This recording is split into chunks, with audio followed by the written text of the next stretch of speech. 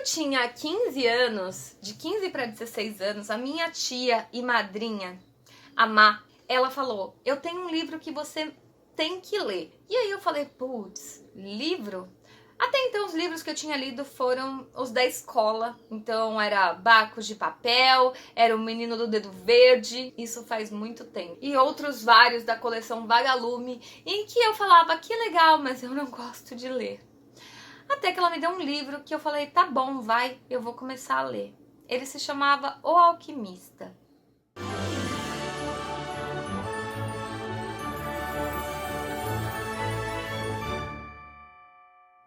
Esse livro mudou a minha forma de ver a vida e foi o início da minha paixão eterna pelo Paulo Coelho, que eu nem imaginava que estava falando alguma coisa com fundo de verdade em todos os seus livros. E depois desse livro eu li todos os outros. Mesmo não sendo fã de leitura, mas o Paulo Coelho sempre foi uma inspiração para mim. E por muito tempo eu li os livros dele sem fazer ideia do que ele falava. Eu tomava como história e por sugestão do meu amor, o Nino, eu resolvi reler esses livros. Eu já queria reler, mas ele falou, por que você não grava o que você lembra dos livros e essa sua releitura hoje, depois de estudar magia, de ter passado por tudo que eu passei e de provavelmente entender bem mais sobre o que ele tá falando nos livros do que eu entendia naquela época. Então eu vim aqui hoje gravar sobre o livro O Alquimista, que vai ser o primeiro que eu vou ler, porque esse eu ainda tenho aqui daquela época. Provavelmente não é o da minha tia, não sei se aquele eu devolvi, o que é, porque ela que me emprestava, mas eu tenho ele aqui, não sei porquê. Eu tenho alguns outros também, mas O Alquimista foi o primeiro livro que eu li, então eu quero começar com ele. E eu queria dizer algumas coisas sobre o que eu lembro do livro antes de falar efetivamente sobre o livro depois que eu ler ele. Eu ainda não comecei a ler esse livro, provavelmente eu tô gravando isso aqui, vou gravar mais um cortezinho que eu vou estar com outra roupa, com outra vida, com outro cabelo, sei lá, pra falar depois sobre o livro. Mas o que eu lembro desse livro, e eu acho que os livros do Paulo Coelho me fizeram... Gente, tem um alarme tocando. Os livros do Paulo Coelho me fizeram muito pensar sobre isso, que tinha muito a ver com a época que eu era Wicca. E eu comecei a pensar assim quando eu comecei a ler os livros dele. Eu não lembro se foi no Alquimista, eu acho que foi a partir do Alquimista que eu comecei a pensar assim, sobre a importância das coisas, dos seres humanos, dos animais na Terra, sem me colocar acima da importância disso, até porque eu falava, se Deus perdeu tempo me fazendo e fazendo uma mosca, significa que, enfim, a gente faz parte de uma mesma coisa, eu não sou mais importante que a mosca, apesar de toda a irritação que ela nos causa.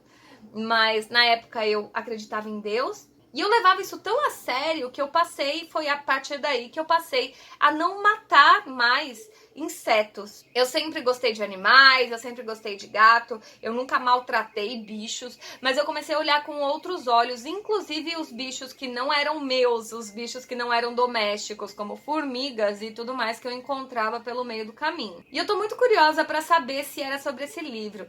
Eu lembro, a gente vai criando imagens, né, mentais das cenas. Eu lembro muito algo do deserto, o cara andando pelo deserto, e isso pode estar confundido com outros livros, porque eu também tenho essas imagens de outros livros dele. Então, cada livro dele eu imaginava a cena diferente, mas eu lembro muito de um cara andando com roupas e não sei o que pelo deserto. Eu não lembro do que a história se trata exatamente, não lembro detalhes. Imagina, eu tinha 16 anos, faz 20 anos que eu li esse livro e eu vou reler agora pra vocês. E depois eu vou trazer aqui todas as lições e tudo que eu posso trazer desse livro para vocês. Paulo Coelho é um autor que eu aprendi a amar desde o primeiro livro, por todas as histórias dele serem interessantes. E sim, eu não sou de dar muita chance para outros autores, foram poucos os livros que eu li sem ser para estudar, porque geralmente agora é um cachorro latindo. Hoje tá bonito, né? Já tinha um carro agora há pouco, com motor no talo. Alarme e cachorro, tá bom. Enfim, eu não dei muita chance para outros autores, até por não gostar de ler. E eu lia muito quando eu pegava ônibus, que eu ia pra escola todo dia de ônibus, então eu lia muito no ônibus. E depois que eu comecei a ter moto, depois eu comecei a ter carro, e aí eu já não lia tanto, eu já não tinha esse tempo que eu ficava meio sem fazer nada. Na época eu não tinha celular pra ficar jogando joguinho. Então, como não é um hábito de gostar de ler, e sim porque eu quero ler aquele livro, não é um passatempo, como por exemplo eu fico jogando buraco no celular. Então isso é mais difícil pra mim hoje fazer isso. Mas eu acho que vale a pena até pra compartilhar com vocês e eu poder comparar essa história de ler o livro antes de saber tudo que eu sei e o livro depois de saber tudo que eu sei de magia, de Deus, de religião e toda a libertação que eu passei nesse processo desses 20 anos. Então eu volto aqui assim que eu tiver terminado o livro para contar para vocês e debater com vocês. Eu vou muito querer conversar com vocês sobre isso também, beleza? Olha eu aqui depois de terminar de ler de novo O Alquimista, que foi um livro que, como eu já falei, eu li quando eu tinha 16 anos. Eu vou falar sobre as minhas impressões do livro, depois de tanto tempo tendo lido ele. E, de cara, uma coisa que me incomodou no livro e que eu nem pensava sobre isso... Nossa, derrubei meu gatinho. Eu nem pensava sobre isso na época, era que o Paulo Coelho fala muito em Deus. É até chato o quanto ele fala em Deus. Tudo é Deus e a história, e, né, e Maktub estava escrito, enfim, eu não acredito em estava escrito de jeito nenhum. O Alquimista é um livro muito fácil de ler, ele tem um palavreado simples, uma história que super flui, e ele tem um tamanho normal. Eu perdi ele, gente, não sei onde é que eu enfiei o livro. Eu ia ficar com ele na mão, né, pra fazer uma pose, pelo menos, mas não achei. Enfim, mas ele tem um tamanho bom, assim, de livro, mas ele é escrito no meio e tem as letras até que grandes, então ele não é um livro longo. Eu li facilmente em uma semana, pegando todo dia um pouquinho, e é realmente uma leitura muito gostosa. Você quer saber o que vai acontecer. Eu me emocionei, fiz stories. Se você não me segue nos stories, no Instagram, segue lá, @Pracy. Tem o meu Instagram, que é o Pracy, e tem também o Instagram Aprenda Magia, que eu tô postando conteúdos de magia, tá? Pra separar um pouquinho. Mas enfim, quem me segue lá viu que eu terminei o livro chorando. O livro é muito emocionante. Ele fala muito, e se você não quer spoiler, a partir daqui é melhor você fechar o vídeo. Ele fala muito sobre a lenda pessoal, que é basicamente a verdadeira vontade, que eu tenho falado tanto ultimamente. E você seguir a sua lenda pessoal, né? O que é essa verdadeira vontade? Você meio que descobrir o que você nasceu pra ser. E aí eu não acredito nessa coisa de nasceu pra ser porque alguém escreveu. Eu acredito mais em eu ter uma consciência fora desse corpo e querer vir aqui pra exercer X. Então eu sei a coisa que me deixa feliz e a coisa que vai me deixar feliz se eu buscar. E eu acredito que é isso que a gente tá buscando aqui. Buscando essa coisa que talvez muita gente ainda não encontrou, muita gente... É difícil encontrar, né? Tem gente que encontra muito cedo, mas tem gente que passa a vida inteira e não descobre qual é a verdadeira vontade, qual é a lenda pessoal. E nesse livro eu lembro que, já desde antes, mas eu já lembrava isso, que era onde eu ouvi a primeira vez que o universo inteiro conspira, né, que até a Sandy fala, que o universo inteiro conspira para um desejo se realizar. Que bonitinho, eu amo essa música. O amor vai... Então, e cara, eu comecei a pensar sobre isso, né? De novo, porque tanta coisa se passou desde que eu tinha 16 anos e que eu era tão sonhadora e que a minha verdadeira vontade naquela época era, enfim, ser uma popstar famosa e ser uma cantora famosa e que todos conhecessem meu trabalho, que um dia eu fizesse dueto com Backstreet Boys e ser melhor amiga da Britney Spears de quebra. Tem um gato preto aqui, gente. Olha que dona mogana. Você quer subir no altar? É no altar que você quer ir, né? Lógico que é no altar. Tá bom. Então, gente, esse aqui é o gato preto da macumba, o gato preto da semana. Então, a macumba da semana tá garantida com o gato preto. Né, gato preto? Enfim, então pelo menos vira pra frente, né, pro pessoal te ver. Para de derrubar as coisas. Bom, fala de um cara que era pastor e ele se tornou pastor porque ele queria viajar muito, ele gostava de viajar, então ele se tornou pastor, mas ele era estudado, ele sabia ler. E ele ficava sonhando com a mocinha de um dos lugares que ele ia uma vez por ano, ele vendia as lãs das ovelhas. E aí ele descobre uma mulher que lê a mão dele, acho que é a mão, e fala que ele vai encontrar um tesouro, que ele tem que ir atrás, que ele tem que ir nas pirâmides do Egito atrás desse tesouro. Ele começa a jornada, primeiro ele é bem descrente, tipo, imagina, nada a ver, não sei o quê. E aí ele encontra um rei, um pseudo-rei, do nada, que começa a falar pra ele tudo que a mulher já tinha falado. Aí ele fala, então eles estão juntos nessa, não sei o quê, porque a mulher, o rei não cobra nada, a mulher cobra 10%, e enfim, mas ele resolve arriscar, o rei fala coisas bem convincentes pra ele, e ele resolve arriscar, ele vende as ovelhas dele e vai para outro lugar, e nesse lugar ele chega, ele é roubado, aí ele chega meio que sem nada, e ele começa a trabalhar numa loja de cristais, que, enfim, ele pede água, pede comida pra pessoa, pro dono da loja, era uma loja super esquecida. Eu sei que ele começa a revolucionar a loja com várias ideias que teoricamente seriam óbvias, mas ele que trouxe, e a loja ficou super famosa, e ele ficou 1 ano nessa loja trabalhando pra juntar dinheiro pra conseguir ir pro Egito. Até que ele resolve, enfim, né, sair de lá. Ele pensa várias vezes, né? Pô, eu já tenho dinheiro, eu podia comprar de novo as minhas ovelhas e voltar e procurar aquela menina que eu era apaixonado.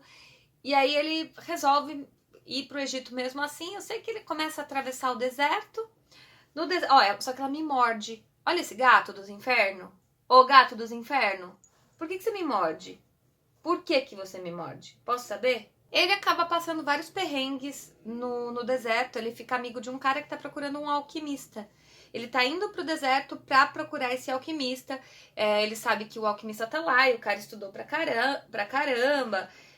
Só que ele precisa de um mestre agora e ele tá procurando esse mestre alquimista pra ele aprender alquimia.